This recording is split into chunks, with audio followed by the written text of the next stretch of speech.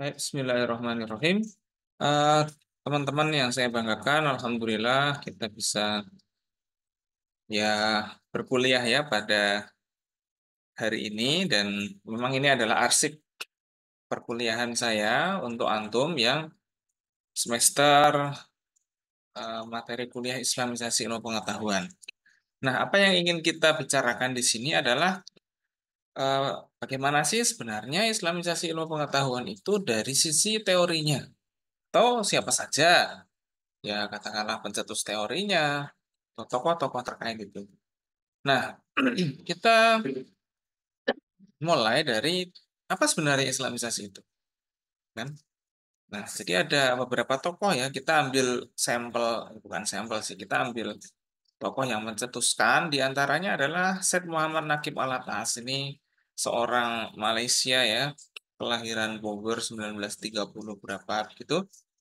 Beliau punya istilah atau ya istilah Islamisasi itu dimaknai atau dimengertikan ya disampaikan pengertiannya sebagai pembebasan manusia pertama-tama dari tradisi magis, mitologis, animistis, kultur nasional yang bertentangan dengan Islam dan kemudian dari belenggu paham sekuler atas pikiran dan bahasanya. Ya, juga suatu pembebasan dari kontrol dukungan fisiknya yang cenderung sekuler dan tidak adil. Nah, ini dalam karya beliau ya di The Concept of Education in Islam dan juga Islam and Secularism. Jadi apa sih sebenarnya Islamisasi itu? Membebaskan manusia dari tradisi sihir ya. Magis itu sihir ya. Kalau mitologis itu sesuatu yang ya dianggap benar secara sosial gitu.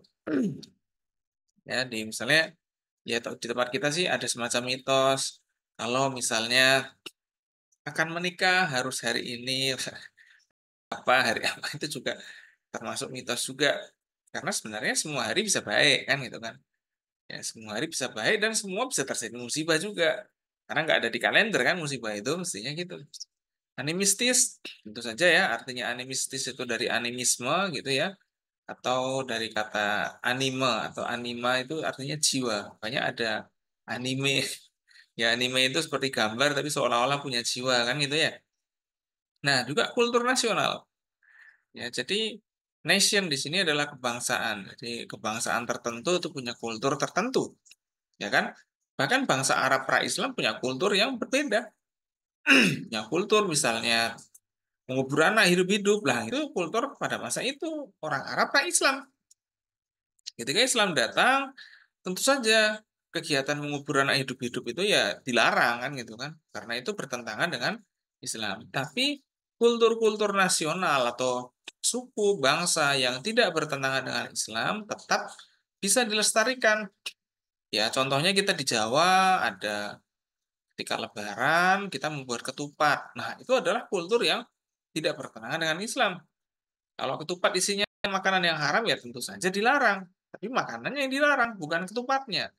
Nah, itu jadi kita mesti melihat mana aspek budaya yang sebenarnya terjaga dalam Islam. Ya, budaya untuk buat roti buaya, misalnya kalau makanan budaya apa ketika pernikahan itu sah-sah saja. Kenapa? Karena tidak bertentangan dengan agama. Ya, budaya makanan pokok tidak ada pertentangan dengan agama. Jadi kalau budaya-budaya yang ya ada syiriknya dan lain sebagainya tentu ini bertentangan dengan Islam.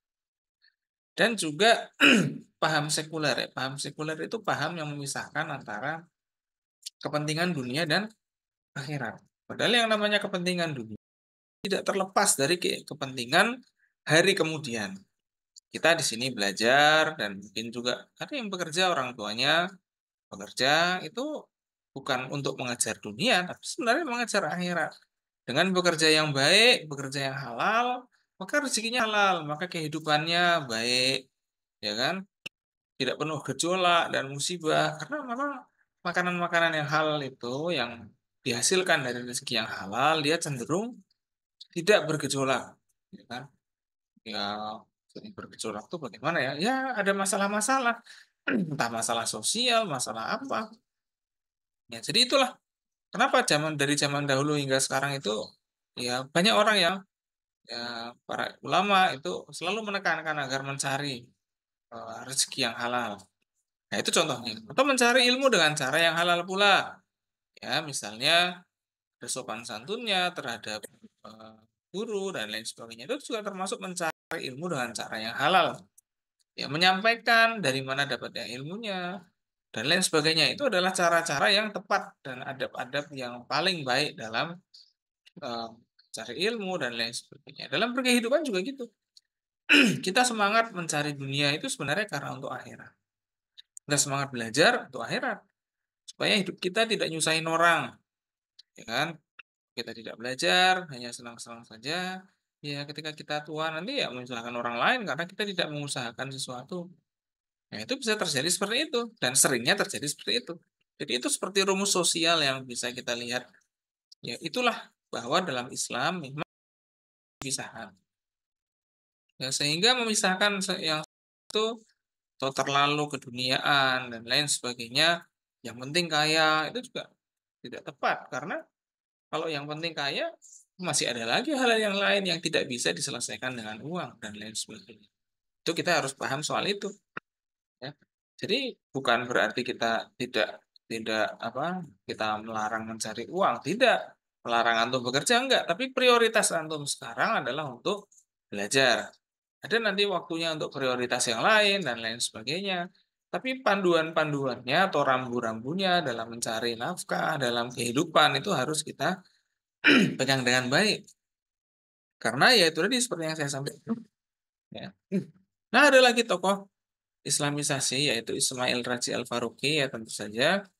Eh, Beliau ini juga kelahiran Palestina ya dan apa namanya meninggalnya di Amerika dan beliau ini juga termasuk eh, katakanlah apa ya, menginisiasi kegiatan-kegiatan dialog antar agama dan dakwah itu banyak sekali. Ya, gagasan Islamisasi ilmu kalau menurut beliau itu adalah usaha untuk mendefinisikan kembali ilmu pengetahuan. Ya, jadi bukan seperti Alatas ya yang agak berbeda ya. Ini spesifik membicarakan ilmu pengetahuan. Susun ulang, memikirkan kembali argumen dan bukti rasionalitas. Kenapa? Karena agama Islam juga datang dengan pengertian yang baru, pemaknaan yang baru. Contohnya dalam Al-Quran ada istilah takwa. Loh, istilah takwa ini kenapa kok baru? Ya, karena dalam takwa itu dijadikan standar kemuliaan. Kenapa? Karena ketika orang Arab sebelum Islam, standar kemuliaan itu ya banyaknya harta, banyaknya anak, terus ya jabatan di sukunya, keluarga. Nah, itu konsep kemuliaannya orang Arab itu seperti itu. Ya mungkin sekarang masih sama ya. Orang sekarang itu dianggap mulia kalau punya harta banyak, kalau punya anak banyak dan lain sebagainya. Nah, pada masa Islam turun sudah berubah dengan slogan, bukan slogan, dengan ayat inna akramakum indallahi atqakum. Yang paling mulia di sini yang paling bertakwa. Takwa ini tidak ada batasan. Orang miskin bisa bertakwa, orang kaya bisa bertakwa, raja bisa bertakwa, rakyat bisa bertakwa. Ya, kenapa? Karena mereka semua manusia sama-sama akan menghadapi kematian. Orang kaya mati, orang miskin mati, dan sebagainya. Presiden bisa mati juga. Ya kan gitu. Makanya itulah kenapa dalam Islam itu memaknai kembali kehidupan ya. Al-Quran itu turun dengan membawa bahasa Arab yang konsepnya baru. Nah, disitulah letaknya mendefinisikan ilmu itu sama seperti itu. Apa yang disebut sebagai pendidikan itu dalam Islam dimaknai secara berbeda dengan pendidikan di Barat. Ya, di Barat itu pendidikan hanya sekedar loh ya, bukan bukan termasuk juga bukan. Hanya sekedar untuk apa namanya? Ya kalau di era Yunani yaitu di era perang ya. Makanya pendidikan di era Yunani itu menekankan pentingnya kekuatan dan kesehatan fisik. Kenapa? Karena ketika itu masa perang. Ya untuk perang mau gimana lagi? Untuk bekerja dan lain sebagainya, mencari uang, untuk kekayaan, untuk ketenaran gitu ya, dan lain sebagainya. Tapi dalam Islam itu berubah. Ya, pendidikan dalam Islam adalah apa yang disebut sebagai pendidikan itu berbeda dalam Barat. Ya, pendidikan dalam Islam itu bisa banyak sekali, tidak terbatas pada penguatan fisik dan lain sebagainya. Tapi yang paling penting adalah mengenalkan peserta didik tentang makna-makna mendasar dalam Islam, seperti ketakwaan, seperti keimanan, dan lain sebagainya. Itu yang dibicarakan dalam pendidikan Islam. Nah, itulah contoh dari mendefinisikan kembali suatu ilmu pengetahuan. Nah, kita lanjutkan apa sebenarnya latar belakangnya. Kalau tadi kita bicara bahwa Islamisasi ini tadi ya membebaskan manusia. Yang kedua, mendefinisikan kembali ilmu pengetahuan. Nah, terus latar belakangnya apa? Nah, kalau Syed Muhammad Naqib Alatas, latar belakangnya ya diantaranya yang cukup utama itu adalah problem utama yang tengah menimpa umat Islam itu selain dari problem ekonomi dan politik adalah problem ilmu pengetahuan. Ilmu pengetahuan itu kenapa kok menjadi masalah? Karena dalam ilmu pengetahuan ada gagasan-gagasan, ada ide, ada perspektif. Misalnya ilmu pendidikan. Pendidikan di barat dulu hanya dimaknai sebagai perspektifnya merubah manusia menjadi sesuatu yang lebih berharga. Lah, artinya di situ melihat manusia hanya sebagai sesuatu modal sosial saja. Meskipun kita juga umat Islam bisa melihat itu sebagai modal sosial, namun dalam Islam bagaimana supaya modal sosial ini tujuannya adalah apa? Kembali kepada Tuhan, kembali kepada Allah. Nah, itu berbeda. Ya, ini berbeda dengan yang di barat. Barat, misalnya ilmu pengetahuan itu eh, punya gagasan-gagasan dan keyakinan-keyakinan yang belum dapat dibuktikan. Seperti ilmu pengetahuan yang menganggap bahwa Tuhan tidak berkuasa dalam menciptakan alam, atau Tuhan tidak berperan karena Tuhan tidak terbukti. Nah, ini dia. Itu ilmu pengetahuan yang seperti itu tentunya memiliki kesalahan konsep. Bagaimana bisa meneliti Tuhan yang memang Tuhan itu tidak bisa diindra dan dipikirkan oleh manusia? Ya, dalam artian tentu saja di sini ada suatu hal yang keliru dalam melakukan penelitian dan pengenalan atas sesuatu. Itu tempatnya bagaimana? Ya, karena itulah bagi Alatas, ya, ilmu itu tidak netral. Karena ilmu itu membawa pandangan-pandangan hidup tertentu. Ya, ilmu ekonomi di Barat melihat perkembangan ekonomi itu berdasarkan uang. Dan uang memiliki konsep bunga dan riba. Nah, ini juga permasalahan yang serius. Dan ada teori seperti time value of money. Jadi waktu itu apa? Uang adalah waktu, waktu adalah uang. Makanya di bank ketika meminjam sekian, kita mengembalikan bulan depan harus bertambah lagi bunga. Kenapa? Asumsinya orang menggunakan uang akan berhasil, ya kan? Nah, ini juga keliru karena orang itu ketika berdagang kan kadang untung, kadang rugi dan lain sebagainya. Nah, jadi ada asumsi-asumsi dasar dalam ekonomi, sosial, politik, dan juga mungkin sains terapan juga yang memang bertentangan dengan keyakinan-keyakinan mendasar dalam Islam. Sehingga masalah ilmu ini akan membingungkan pikiran orang Muslim sendiri, ya. Khususnya ketika aspek pandangan hidup Barat menyusupi pikiran dan mengakibatkan deislamisasi.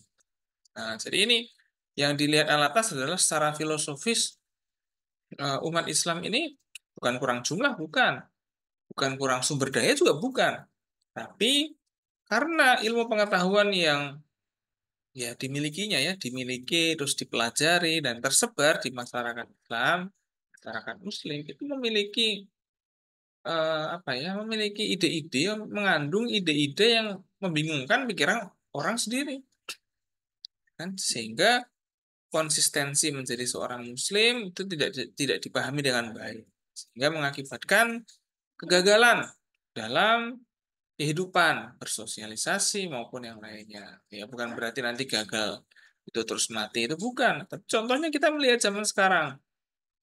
Saya kasih contoh ya. Umat Islam di Indonesia mayoritas kan seperti itu ya. Ada umat Islam, ada seorang Muslim yang miskin. Pertanyaan saya, orang Muslim itu miskin karena Islamnya atau karena apa?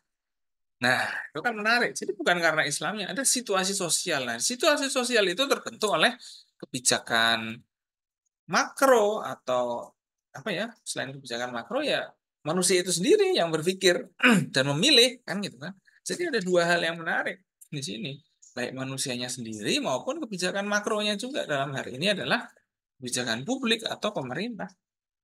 Jadi memang itulah ilmu yang membawa pada dampak sosial dan perubahan sosial. Nah, disinilah masalahnya di situ, menurut Alatas. Nah, menurut Al-Faruqi, nah jadi menurut Al-Faruqi ini ya hampir sama ya. Nah, kalau di sini disebutkan ada malais. Malais itu kemalangan nih, malang sekali. Maksudnya nasibnya kok buruk gitu. Padahal kita kan seorang muslim, mestinya kita adalah agama yang diridhoi oleh Allah adalah Islam. Lalu kenapa orang muslim seperti ini? Loh, ini bukan karena Islamnya, tapi karena faktor-faktor yang lain. Orang barat meskipun tidak beragama atau katakanlah tidak menyembah Tuhan sekalipun. Nah, kenapa mereka maju? Apanya yang maju dulu? Perlu kita lihat pelan-pelan. Apakah sistem negaranya? Iya, sistemnya negaranya maju. Apakah karena orangnya ateis? Ya tidak selalu. Barat itu kan punya sejarah yang panjang. Apa yang terjadi hari ini itu tidak lepas dari kontribusi hari yang lalu, masa lalu, ratusan tahun yang lalu, puluhan tahun yang lalu. Seperti negara-negara Eropa. Kalau kita lihat, pada masa sekarang mereka menekankan kebebasan, kemerdekaan. Tapi apakah tahun 1800 mereka menekankan itu? Tentu saja tidak. Kalau mereka menekankan itu secara konsisten, mestinya mereka tidak menjajah. Tapi yang terbukti bahwa bangsa-bangsa Barat, mereka menjajah Indonesia, ya Asia lah ya, katakanlah Asia, ya mungkin juga Afrika, ya bukan mungkin juga, emang itu faktanya ya, Afrika. Jadi berarti itu adalah hasil ilmu pengetahuan. Iya, itu hasil ilmu pengetahuan sosial dan keyakinan sosial pada masa itu bahwa kehidupan orang, ya ekspansi dan ekspedisi lautan itu adalah gold, glory, dan gospel. Berarti ada gold, nyari uang, glory atau nyari ketenaran, kan, dan gospel menyebarkan. Nah, itu tadi Injil. Nah, gospel bukan Injil ya, tapi apa namanya? Bible. Agama itu sebarkan. Nah, dari situ. Tapi beda dengan eh, bagaimana ketika umat Islam menaklukkan negara-negara yang lain. Ketika umat Islam menaklukkan daerah ya, misalnya Syria, Mesir, apakah hasil bumi di Mesir itu diambil dan dibawa ke Mesir, dibawa ke Arab Saudi? Nah, tidak. Berbeda dengan penjajahan pada masa zaman dahulu. Penjajahan pada masa dahulu ada Belanda, Portugis, Inggris. Itu kan menyuruh rakyat di sini menanam komoditas-komoditas yang menguntungkan. Lalu dibawa ke Belanda, kekayaannya dibawa ke Eropa. Nah, itu secara sejarah membuktikan seperti itu. Nah, dalam hal ini itu adalah suatu kemalangan dan suatu bukti bahwa negara Eropa itu berkembang karena ada modal sosial yang diperoleh dari kolonialisasi, ya kan? Ya banyak juga sih faktor-faktor yang lain. Mungkin awalnya kolonialisasi itu seperti pengen berdagang, cuman kan lama-lama ada yang curang, ada yang ini dan lain sebagainya. Namanya juga kehidupan manusia kan gitu kan. Nah itu banyak hal. Ya untuk yang minor-minor lagi bisa didiskusikan ya. Bagaimana sih sebenarnya hubungan antara pribumi dan apa namanya penjajah ketika itu serta budayanya itu banyak sekali yang bisa didiskusikan. Lah, alat apa namanya Al-Faruqi ini ya punya semacam kegelisahan tersebut sehingga bagi Al-Faruqi, oh perlu berarti disiplin ilmu yang dia itu basisnya adalah keislaman, ya. Jadi perlu ada khusus ilmunya saja. Kalau itu Al-Faruqi. Kalau Al-Atas lebih bebas dan lebih katakanlah lebih luas ya dan komprehensif bagaimana memandang Islamisasi itu ya dari orangnya dan lain sebagainya. Lalu sebenarnya bagaimana model atau metode Islamisasi? Kalau Al-Atas yang pertama mengeluarkan elemen-elemen atau konsep kunci yang membentuk kultur dan kebudayaan Barat. Ya, baik itu rasionalisme, humanisme, sekularisme, dan lain sebagainya. Khususnya ilmu-ilmu humaniora. Ya. Jadi ada ilmu humaniora yang mengandung asumsi dan juga elemen, konsep yang berhubungan dengan kultur mereka. Contohnya adalah demokrasi. Loh, demokrasi itu adalah konsep atau teori yang dia itu muncul dari Barat dan tidak ada dalam Islam, ya kan?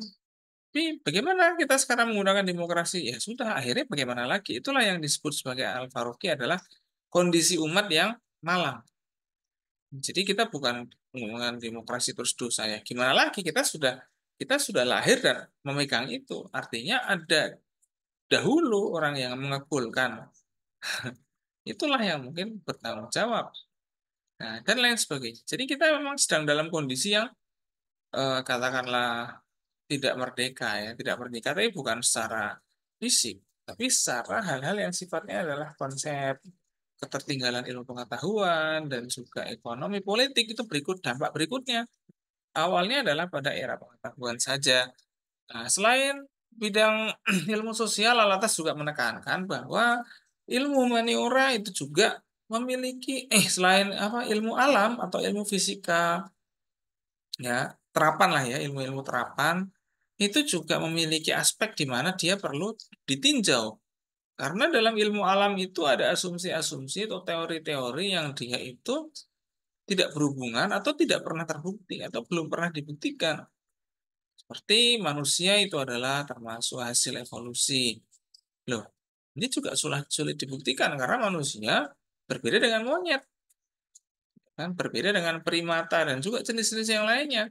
Tapi menyamakan manusia dengan hewan itu nanti akan berdampak serius pada hal-hal yang lain. Misalnya kalau manusia dianggap sesuatu yang bukan apa ya, bukan entitas yang berbeda gitu ya. Karena manusia itu adalah entitas yang berbeda karena dia memiliki ruh, dia memiliki tanggung jawab gitu kan, ada sistem nilai, etika, nah, itu berbeda kalau misalnya manusianya dianggap sebagai binatang yang berevolusi. Nah, jika demikian, kalau manusia ini hanya dianggap sebagai semacam binatang, maka dia dianggap tidak punya tujuan hidup. Berbuat baik atau berbuat buruk sama saja, nggak ada dampaknya. Nah, sampai segitu konsekuensi dari memahami apa konsekuensi dari tafsiran suatu apa ya katakanlah asumsi dasar dalam semua ilmu pengetahuan. Oleh karena itu, termasuk ilmu-ilmu alam itu juga perlu untuk ditinjau atau ditilik atau dikupas mana yang bertentangan dengan Islam.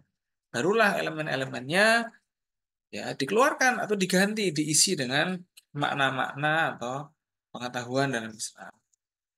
Nah, yang kedua itu memasukkan. Nah, ini yang kedua ya. Kalau tadi kan mengeluarkan. Nah, sekarang yang kedua adalah memasukkan konsep kunci Islam.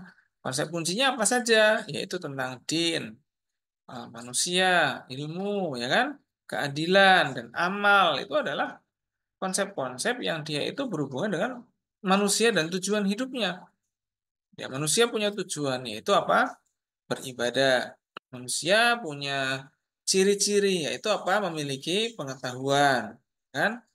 Atau mencari pengetahuan. Selain itu ada juga nanti konsep pendidikannya manusia harus bagaimana sehingga nanti lahir konsep-konsep pendidikan, konsep-konsep ya pendidikan tinggi ya atau katakanlah universitas ya supaya konsep-konsep tadi itu bisa terimplementasi dalam bentuk sistem dan juga hingga berdampak pada budaya di masyarakat. Nah, lain daripada itu kalau Al-Faruqi dia punya 12 langkah ya. Baru ini ada 12 langkah di situ ya. 12 langkah apa saja ini bisa dibaca ya, menguasai ilmu modern, survei, disiplin ilmu, ya, dan lain sebagainya. Ini bisa dibaca. Jadi emang dari sisi detailnya Al-Faruqi mungkin lebih teknis ya, tapi kalau Al-Atas lebih global gitu ya. Ini ya 9, 10, 11, 12. Akhirnya adalah menyebarkan ilmu. Ya, menulis buku teks dan menyebarkannya. Ya, ini juga ya bisa dilakukan. Tapi sepertinya Islam sisi juga tidak sederhana ini ya, karena ada aspek manusia yang memang perlu untuk diislamkan. Lalu apakah ada model yang lain tentang Islamisasi atau bagaimana ilmu pengetahuan Barat itu akan diserap ke peradaban Islam selain Al-Atas dan Al-Faruqi? Jawabannya adalah ada. Di UGM misalnya dia punya paradigma profetik ya kan penemunya ya penggagasnya adalah Kunto Wijoyo almarhum juga ada juga di tingkat UIN ya Universitas Islam Negeri itu punya paradigma integrasi interkoneksi untuk UIN Jogja ya dan juga UIN Malang itu punya pohon ilmu ada Twin Tower itu UIN Surabaya ada Roda Pedati, UIN Gunung Jati, ada juga Berlian Ilmu kalau tidak salah. Berlian Ilmu tuh UIN mana saya agak lupa. Lalu ada lagi yang lain. Jadi sampai hari ini pun di UIN-UIN itu berkembang juga paradigma-paradigma keilmuan. Bagaimana menyikapi ilmu pengetahuan modern dengan apa ya istilahnya menghubungkannya dengan ilmu-ilmu yang ada dalam tradisi Islam, dalam tradisi dan tentu sejarah peradaban Islam. Itu adalah berbagai langkah yang ditempuh oleh perguruan tinggi yang ada orang muslimnya. Jadi itu sebenarnya ya katakanlah hampir sama ya. Nah, seperti contohnya gagasan pengilmuan apa namanya pengilmuan Islam, ya kan? Itu ada bukunya, bisa cari nanti bunyinya bagaimana sih? Gitu. Ini hanya soal narasi ya, bagaimana narasinya. Lalu apa yang ditawarkan oleh apa namanya Kunto Wijoyo ini diantaranya Kunto Wijoyo menyarankan ya dua tahap ya, yaitu melihat Islam secara apologetik, lalu yang kedua adalah supaya apa? Supaya ada unsur objektifikasi. Jadi akhirnya Islam ini apa ya dianggap oleh Kunto Wijoyo karena sudah berkembang, Islam itu sudah menjadi suatu struktur masyarakat dianggap sesuatu yang kadang terkait dengan mitos, sehingga dia perlu ada ya refresh gitulah ya pengilmuan tentang apa yang sebenarnya Islam itu ada di situ. Karena yang jarang dikaji dalam masyarakat Islam malah ilmu itu sendiri. Ya kan di era-era sekarang ini malah yang jarang sering dikaji adalah ya pengajian, ngomong akhirat dan lain sebagainya. Itu bagus dan ada dampaknya, tapi kegiatan intelektualnya masih belum banyak yang berkembang. Padahal di ormas-ormas ya Muhammadiyah atau NU mereka punya forum-forum bahsul masail dan lain sebagainya. Itu sebenarnya mungkin yang diinginkan.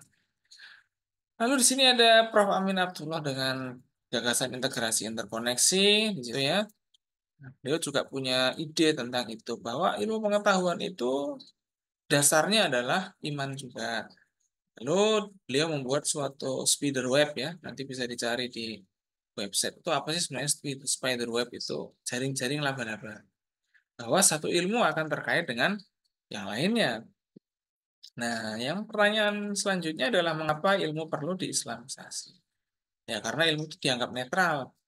Padahal sebenarnya banyak sekali problem-problem yang muncul dalam pengembangan ilmu pengetahuan, baik dari aspek sosial, prosedur pelaksanaan penelitian, ya, ada aturan ilmiahnya seperti apa, perbedaan antara apa dikotomi ya lebih tepatnya antara subjek dan objek, dan juga bagaimana ilmu itu berpihak pada kekuasaan, ya. Nah, itu kan terjadi, ya, sehingga itu dianggap tidak netral, ya. Seorang saintis ahli misalnya ahli ahli apa ya ahli pangan, tapi dia apa namanya ketika meriset apa yang mau diriset, nah jadi mesti ada keinginan penelitian itu selalu ada yang mengilhami. Nah ilhamnya itu bagaimana? Apakah dia baik atau buruk, ya kan? Nah, ini juga makanya tidak netral, ya. Selain itu terjadi westernisasi atau ilmu-ilmu ini dianggap dianggap sah dan valid saja, padahal ini dari sumber lain misalnya dari barat, kan? Dan belum kita respon, kita langsung mengambil saja. Mestinya kita respon dulu ini sebenarnya bagaimana. Narasinya sih kelihatannya bagus, menjanjikan, tapi nggak menjamin bahwa itu bisa dilaksanakan dengan baik. Contohnya ya itu tadi, ekonomi, Marxisme, itu ketika dibawa ke Indonesia ternyata malah terjadi bencana-bencana yang lain. Nah, jadi itu mungkin yang bisa saya sampaikan ya, hanya 30 menit saja untuk tugas di materi Islamisasi ilmu ini. Teman-teman kami harapkan untuk mempersiapkan paper ya. Isinya apa? Paper tentang membahas teori komunikasi yang tidak mainstream lah ya. Mungkin mohon mencari teori komunikasi yang agak baru gitulah. Teori apa namanya? Teori apa itu bisa dicari. Lalu kita hubungkan dengan ayat-ayat tentang komunikasi yang sudah antum pelajari di semester 3, 4, ya mungkin juga ya di semester 5 juga. Sebagian ayat-ayat tentang komunikasi sudah antum tahu. Sehingga itu kita akan padankan, itu kita akan masukkan ke dalam apa? Teori komunikasi. Tapi tentu saja teori komunikasi barat yang kita pilih, kita berikan catatan dulu atau kita kritik dulu. Ini adalah praktek Islamisasi. Karena menurut Al-Abbas, yang disebut sebagai Islamisasi adalah membebaskan. Ya. Yang pertama mengeluarkan, yang kedua adalah mengisi. Sehingga kita praktekkan ini dalam bentuk makalah. Dan saya harapkan makalah antum ini nanti akan jadi bagian dari skripsi. Ya kan? Teori, makanya kita bicarakan teori saja. Jadi ada teori of plant behavior sudah mulai ada. Nanti ada teori of normatif retorik. Nah, itu juga ada. Itu nanti bisa mulai untuk dikritisi. Dikritisi itu maksudnya bagaimana? Maksudnya bukan menunjukkan salah atau benarnya enggak. Yang disebut sebagai kritik itu artinya adalah studi yang mendalam. Studi yang mendalam berarti dari mana tokoh pencetusnya, apa ini dicetuskan, teori ini meneliti siapa, meneliti apa, kapan teori ini muncul. Nah, namanya teori itu tidak muncul tiba-tiba. Ya, teori itu biasanya muncul dari penyelidikan, dari kajian ilmiah, dari debat dan diskusi. Ada muncul teori yang sekarang ini kita kenal sebagai teori-teori komunikasi. Nah, inilah yang antum cari. Antum tinggal nyari teori-teori komunikasi beserta tokohnya, lalu akan kita studi lebih mendalam. Kan? Studi lebih mendalam apa? Ini pernyataan tokoh tentang teori ini ada di buku mana? Tokohnya siapa namanya, kapan lahirnya. Tapi jangan nulis kebanyakan biografi ya. Nomor satunya berapa, nggak usah. Tapi kita langsung saja, bagaimana tokoh ini menemukan teori tersebut. Itu juga penting untuk kita bahas dalam makalah. Untuk bimbingan selanjutnya kita cari di video yang lainnya lagi. Intinya ini tugas makalah yang mungkin standarnya sama ya, 3.000 sampai 3.500 kata. Dikumpulkan ketika UTS dan UAS. Separuhnya dikumpulkan ketika UTS, separuhnya lagi ketika UAS. Kapan antum UTS-nya? Ya, UTS-nya adalah 23 sampai 25 November. Antum harus tahu kapan nanti antum UAS-nya? UAS-nya adalah Februari. Ya. Maka kalau bisa akhir Januari atau ya pertengahan Januari lah. Itu sudah final paper dan tinggal revisi akhir. Dan setiap pertemuan kita akan mengkaji tentang apa itu Islamisasi, lalu mencari teori-teori yang sudah antum dapatkan atau antum kesulitan apa di situ kita akan diskusikan. Nah, begitu cara kita kuliah Islamisasi, ya, sehingga kita akan mendapatkan pengalaman belajar yang baru menghubungkan antara teori dengan ayat atau hadis atau pandangan-pandangan dan pemikiran ulama atau praktek-praktek para praktisi yang juga akademisi mengkaji sosial masyarakat. Itu saja, terima kasih, semangat semuanya. Wassalamualaikum warahmatullahi wabarakatuh.